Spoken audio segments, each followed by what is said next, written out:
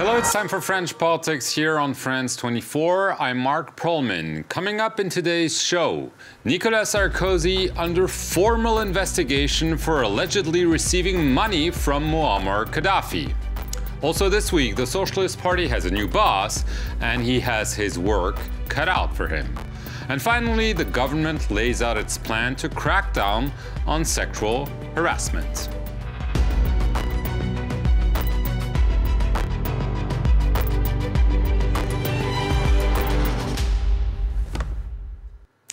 Illegal financing from Libya, passive corruption. Former President Nicolas Sarkozy is facing those serious charges as he was put under formal investigation this week over allegation that he received money from Muammar Gaddafi for his 2007 presidential campaign. Nicolas Sarkozy reacted furiously, claiming that his life had been a living hell since the beginning of this probe. The judges will now continue to investigate and then decide whether the ex-president should be sent to trial or not. Let's take a look now at the key player of this very unusual saga. As Nicolas Sarkozy was taken into police custody on Tuesday, one of his former ministers and right-hand man also faced trouble with the law. Brice Hortefeux was questioned about his role in Sarkozy's 2007 presidential campaign, which investigators suspect was financed in part by the Libyan regime of Muammar Gaddafi. According to the French investigative website Mediapart, Hortefeux made an official state visit to Libya in 2005, where he allegedly negotiated with Gaddafi's advisors for 50 million euros to be sent to France for Sarkozy's campaign. That money was to be received by Sarkozy himself and the man who would become his chief of staff at the Élysée, Claude Guéant. Mediapart reported that in 2007, Guéant rented a safe at a Paris branch of the bank BNP Paribas that was big enough for a man to stand completely upright in. He said it was to store copies of Sarkozy's speeches. Then, in March 2008, Guéant bought himself a new apartment in a wealthy neighborhood by the Arc de Triomphe, after receiving a wire transfer for 500,000 euros. Officially, he says the money came from the sale of 3 paintings by a Dutch painter.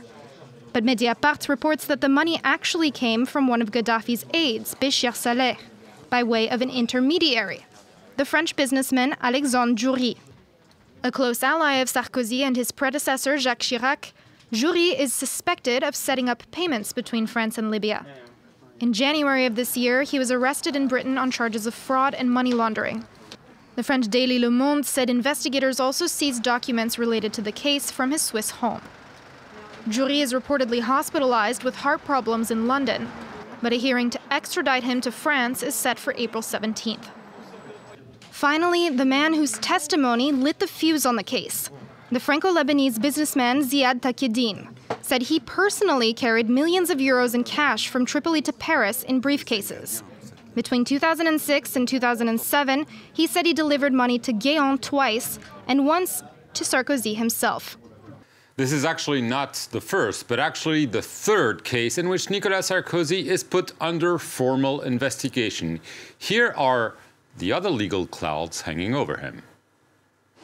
The Bettencourt affair started out as a family dispute, but would eventually take France by storm, escalating as far as Nicolas Sarkozy. In 2010, Liliane Bettencourt, the billionaire heiress to the L'Oréal cosmetics fortune, was accused of illegally funding Sarkozy's 2007 election campaign. She is said to have funneled tens of thousands of euros to his political party, the UMP. Sarkozy himself had always denied any wrongdoing, and in 2013, the case against the former president was dropped, but others still face prosecution.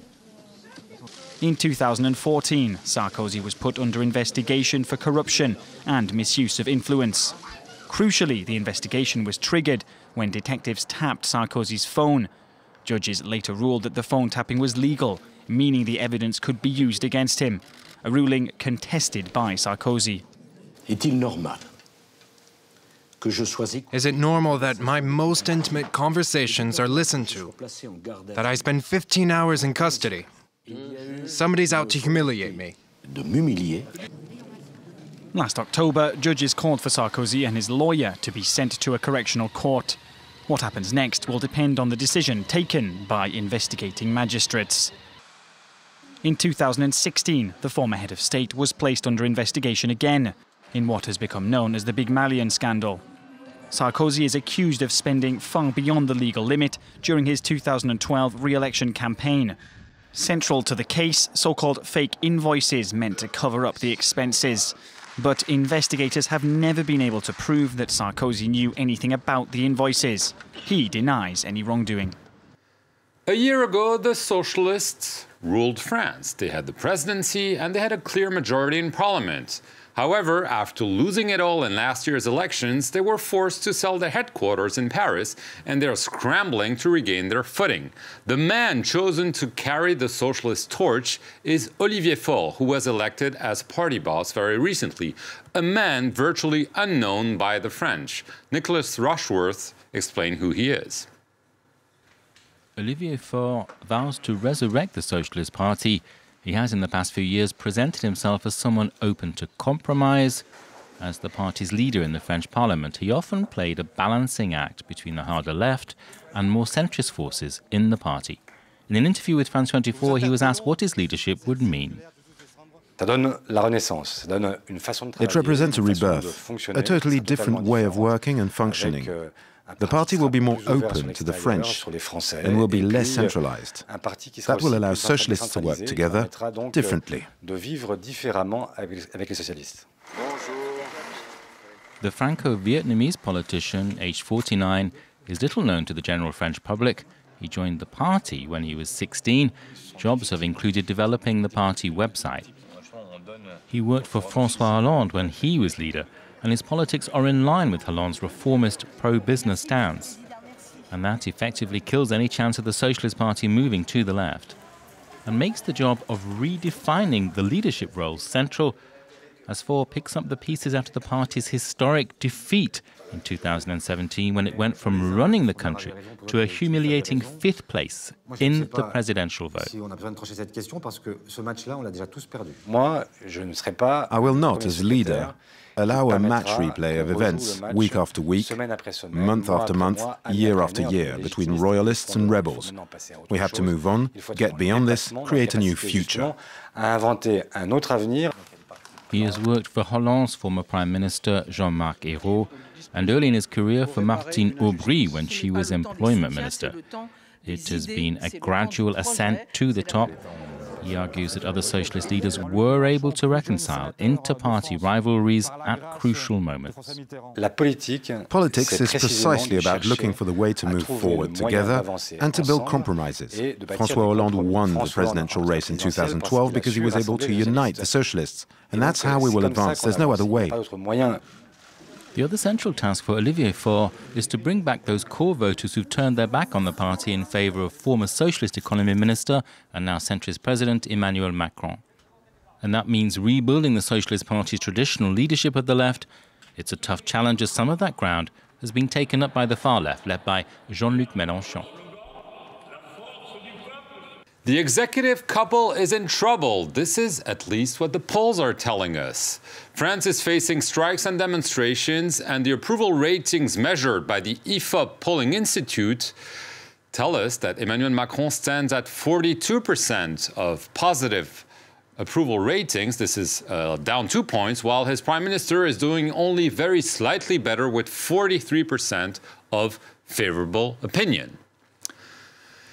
This week, the cabinet formally presented a new bill to fight sexual harassment and also define the age of sexual consent. Being able to walk down the street or enter a crowded metro without the fear of being sexually harassed. That's one of the objectives of Emmanuel Macron's proposed legislation on sexual harassment. Things like catcalls would become illegal and punishable by fines ranging from 90 to 750 euros. Critics say that the measures would take the romance out of French culture, But the Macron government say they've been meeting for months with rights groups, victims and citizens to find out how to eradicate these so-called lawless places, like the street and the internet, where harassment most often goes unpunished. Spearheading the new law is Marlène Schiappa, France's Minister for Gender Equality. I'm convinced that this measure will act as a deterrent because never before have we heard so much talk about gender-based harassment on the streets and trying to define it. French laws are on the side of women who are victims of this sexist insult or street harassment. This includes sexual harassment online. The legislation would also establish a minimum age of consent at 15 years old and raise the statute of limitations, meaning how long underage victims of rape and sexual violence can file complaints, moving it from 20 to 30 years after the victim turns 18. Now awaiting parliamentary approval, the slew of measures have been months in the making, spurred on by the Me Too movement and its French equivalent, Balance ton porc, or squeal on your pig. Make French great again. This could have been the motto of a keynote speech delivered by the French president to celebrate the French language. He was the first president ever to speak in the Académie Française, the place where the French language is essentially defined. However, he laid out a vision of a language open to the world. France should be proud to be just one among many countries that learn, talk and write in French. We need to work on and strengthen that shift. The French language is often compared to a straight-lined garden. It has changed. It's a place for sharing. It has been transformed by changes across the planet.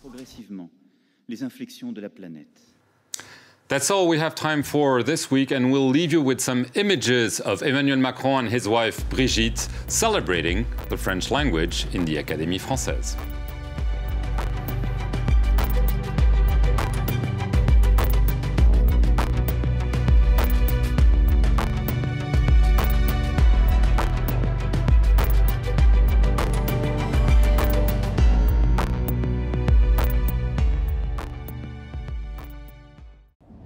I'm Sarah Morris and I'm France 24's correspondent in Madrid.